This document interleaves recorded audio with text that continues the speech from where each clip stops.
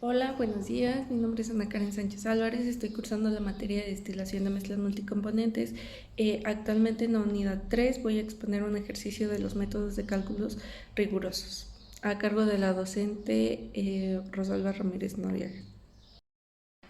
Bueno, como ya lo comenté, voy a explicar un ejercicio de métodos de cálculo rigurosos. Para comenzar mi exposición voy a comenzar definiendo cuatro ecuaciones. La primera es la de Fens, que nos dice que nos sirve para calcular el número mínimo de etapas. La ecuación 2 nos dice que es la de Van der Rohe, que nos dice o nos va a permitir calcular el flujo mínimo. La tercera es la correlación de Greenberg, que nos va a ayudar a corroborar el número de etapas. Y la 4 es la correlación de Kirchhoff, que nos ayuda a determinar la etapa en la alimentación.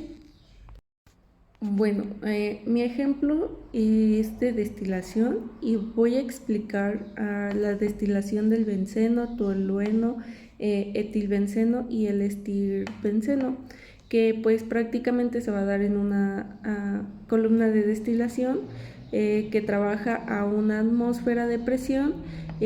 Su alimentación va a ser de 100 kilomol sobre hora de esta mezcla.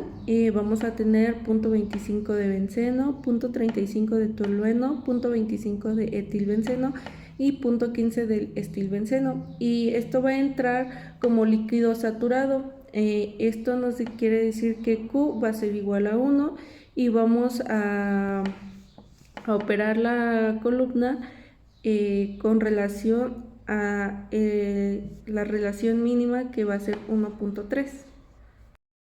Bueno, para poder empezar vamos a tener que definir el concepto del componente clave ligero, que lo vamos a encontrar como LK, y el componente de clave pesado, que es HK, esto por sus siglas en inglés. Y pues recordando que el componente ligero es el que va a cortar para hacer que los componentes van a ser los primeros que se van a ir al domo, y los que quedan abajo, que en este caso como estamos trabajando con 4, van a ir al fondo. En general pues podemos decir que esto es donde se hace la separación. Y pues vamos a definir la recuperación de CL y CP, que nos va a dar un total de 0.99, y el otro va a ser de 0.001 para el componente de 0.25 y el de 0.99 para el componente 2, que nos da 0.35. Eso significa que tenemos que realizar un balance de materia. Por definición de clave, pues vamos a definir lo que ya expliqué, que es el clave ligero y el clave pesado.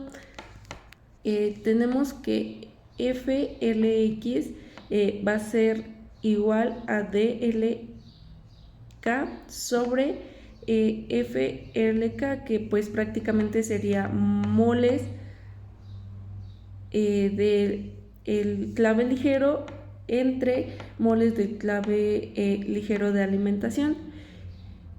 Entonces vamos a despejar DXL, que nos va a quedar como FLK por FLH.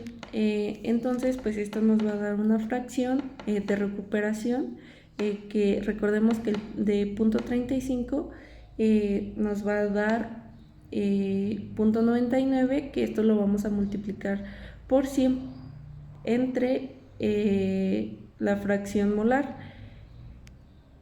y esto nos va a dar como resultado 34.65 kilogramos mol sobre horas. Por balance se va a poder determinar cuánto componente va a ir hacia abajo y cuánto va a ser el componente hacia arriba. Bueno, ya teniendo la distribución de clave, del clave pesado y el clave ligero, vamos a suponer que todo lo que entra va a pasar al destilado. Entonces vamos a calcular las fracciones molares, que va a ser de la siguiente forma. XD va a ser igual al flujo del componente 1, que este equivale a 25 kilogramos mol sobre hora, entre el flujo total, que este equivale a 59 por 9.0 de kilogramos mol entre horas, y esto nos va a dar un total de 417. Y pues sucesivamente así vamos a obtener los demás valores, que pues nos va a dar que para el 2 va a ser 579, para el 3 va a ser 004, y pues para el 4 vamos a tener un resultado de 0. Y pues hacemos lo mismo para B, que el primer valor que vamos a obtener va a ser 0. Para B2 va a ser 0.09, para el B3 vamos a obtener 0.617, y para la cuarta vamos a obtener 374. Y bueno, para continuar vamos a calcular el equilibrio en fase, y vamos a considerar un destilado que trabaja una presión de una atmósfera, teniendo la fracción de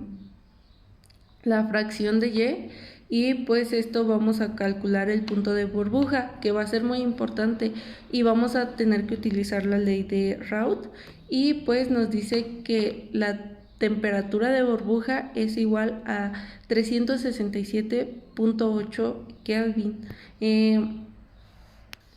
Y bueno, con estas composiciones y valores de K vamos a poder definir la volatilidad relativa, que esto va a ser igual al componente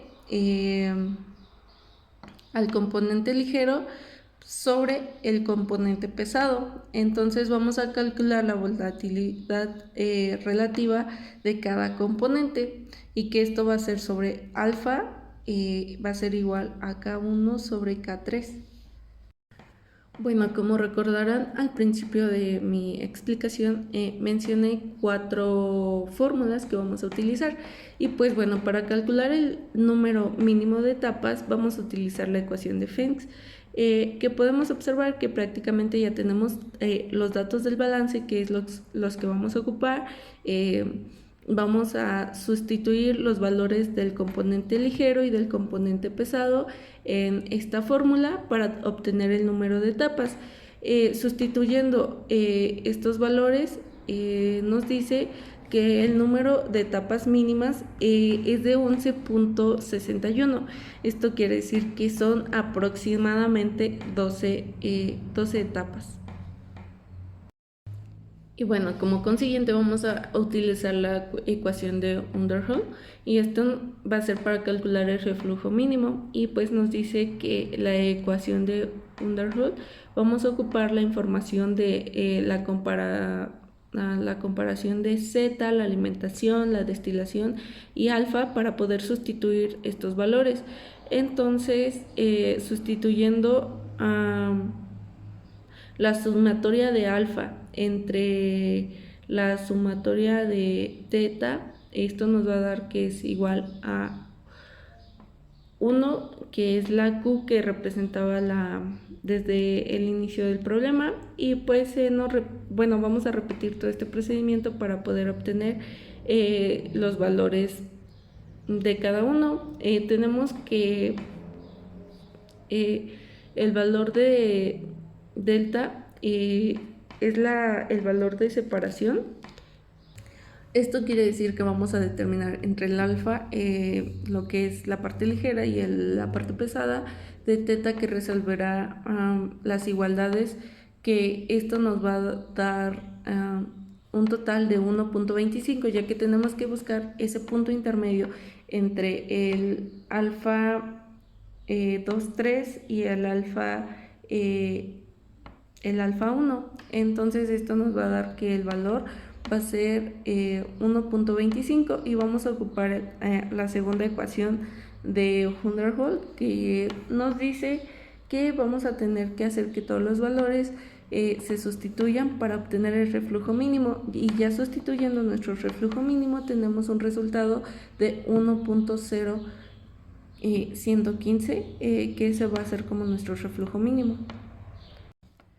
Y pues ya para finalizar en uno de los últimos pasos, nos dice que para el cálculo de número de etapas de equilibrio y la etapa de alimentación vamos a utilizar la correlación de Kirtland, y pues esto nos dice que está relacionado con el reflujo mínimo y el número de etapas. Entonces vamos a tener que sustituir el valor actual de R para resolver el número de etapas, y pues sustituyendo los valores, que es 11.61, que es igual a 0.51 más 0.5130, nos da un total de 24.94, que aproximadamente entonces tendría que ser 25 el número de etapas. Siguiendo con esto, nos dice que tenemos a NR más NS, recordando que el NR es el número de retroalimentación y el NS es el número de etapas de agotamiento, que nos va a dar el número total de etapas. Así que por lo tanto, al hacer esta operación, que nos queda como 1.164 entre 2.164 por 24.95, nos da que tenemos 13. Entonces ese sería el número de nuestra columna donde se va a alimentar. Y bueno, como conclusión, para este ejercicio podemos decir que si enumeramos de arriba hacia abajo, significa que donde se va a tener la alimentación de la columna va a ser en la etapa 13, por lo tanto en el resto de las otras etapas de agotamiento serían 12, ya que del número 25 que obtuvimos le vamos a restar las 13 donde se va a lograr la alimentación, y pues nos va a quedar un total de 12 etapas de agotamiento. La bibliografía que yo utilicé fue la del libro de Introducciones a las operaciones de separación por etapas de equilibrio de la Universidad de Alicante.